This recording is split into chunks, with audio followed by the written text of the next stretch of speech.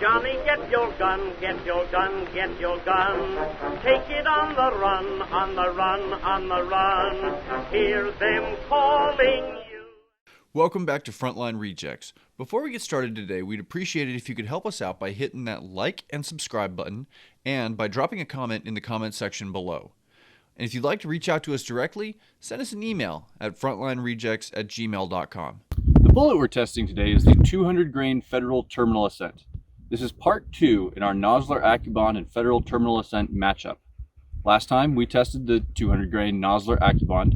In this video, we'll be doing our normal format for the 200 grain Federal Terminal Ascent. In the near future, we'll have a third video coming out comparing and contrasting the results between the two bullets. But back to today's topic, this is of course a bonded core bullet, and we've got it loaded up in our 300 Win Mag traveling just over 3,000 feet per second. We'll be testing from 1 to 500 yards, and we're very excited to see how the Terminal Ascent's going to perform, so let's get started.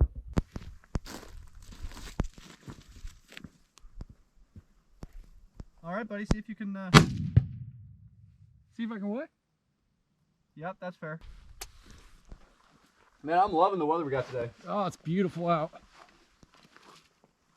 Doesn't get much nicer than this. No, it does not. Sure beats the other time we were out here. Oh, yeah.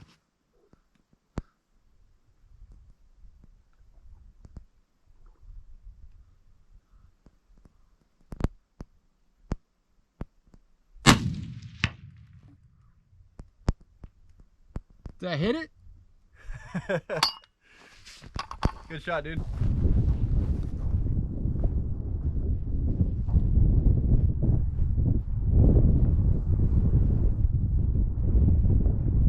what do you think, man?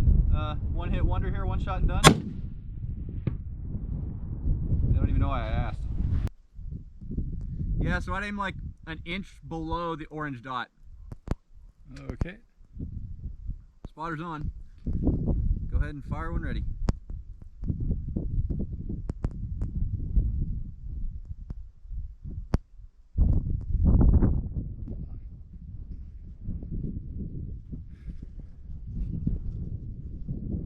I think we got a little bit of rain coming in. Yeah, you know, I see some, I can feel it in my bones.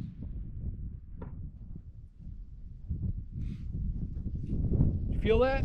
Alright, let's try and actually, catch this one. Oh yeah, no. Not feeling any magic right now. Do you think Federal manufactured the bullets that Lee Harvey Oswald used? Probably, yeah. I don't think that was Italian surplus.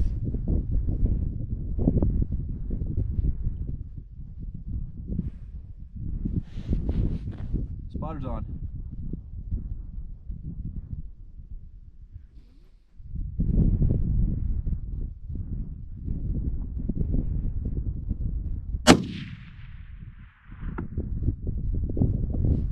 Well, Good shot, man. not bad. Go home. Now that we're done shooting, we can take a look at the recovered projectiles. And at a quick glance, we have good expansion from all ranges fired. Taking a closer look at the 100, the bullet opened up beautifully and peeled back almost parallel to the base of the shank.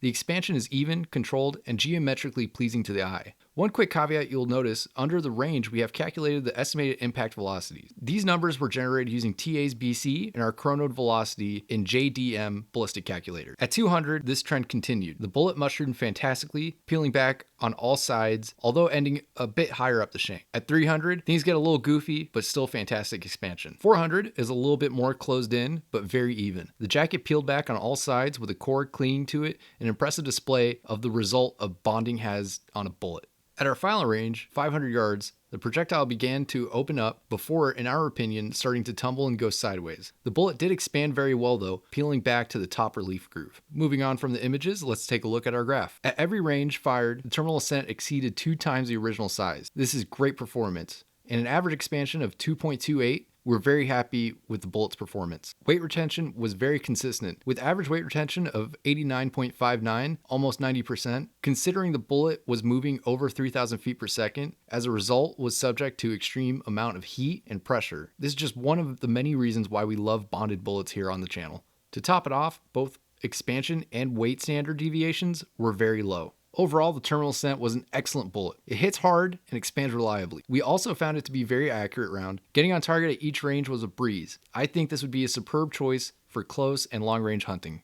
Now, from the 300 yard and out, the projectile expanded very well, but didn't peel back as far on the shank as some other comparable diameter and grain weight projectiles. I'm guessing here, but I think the reason may lie in the density of the projectile. If we compare the Terminal Ascent to, say, the Nosler Accubond in 30 cal, both projectiles' weight is 200 grains, but the Terminal Ascent is longer, giving a slightly higher ballistic coefficient. One of the reasons for the TA being longer, while having the same diameter and weight, is the metallurgy in the bullet. The Terminal Ascent uses nickel plating. Nickel weighs a bit less than copper, with an atomic weight of 59.69 versus 63.54 respectively.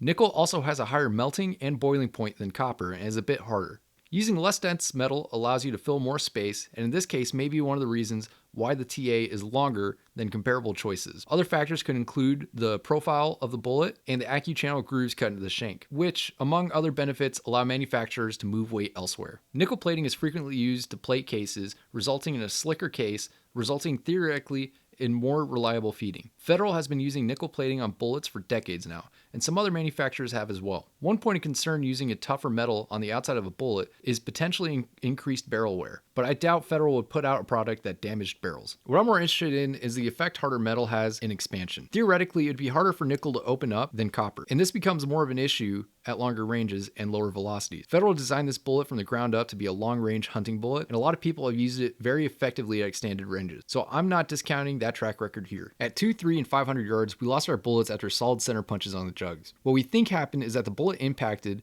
then didn't decelerate smoothly, potentially from being too hard and spun out the top or the sides of the jugs. This is sort of what we're calling the magic bullet effect. I also want to point out that this isn't something that normally happens when we shoot jugs. Losing bullets that have been solid hits is a rather infrequent occurrence across all the chamberings and bullet types that we have run. So for it to happen at 3 ranges here is abnormal. If you hit a game animal with the TA, I doubt this would cause any less lethal of an effect than if it didn't. I mean, per the Warren Commission, the magic bullet can do tremendous amount of damage, and we know that's totally legit. All joking aside, I think the Terminal Ascent is a fantastic bullet. We've ran the 175 grain offering through a 308 during a previous test here on the channel, and at relatively low velocities, it still opened up very well at 500 yards. We're going to be doing a full 5 cartridge review on the Federal Terminal Ascent, and as part of that, we'll be sourcing Terminal Ascents for at least 3 more chamberings. And if you don't want to miss that, make sure you subscribe to the channel and hit the notification bell. If you got something out of today's content, hit that like button. And if you got experience with the Terminal Ascent or would just like to weigh in, feel free to do so in the comment section below. Thanks for watching, and we'll see you next time.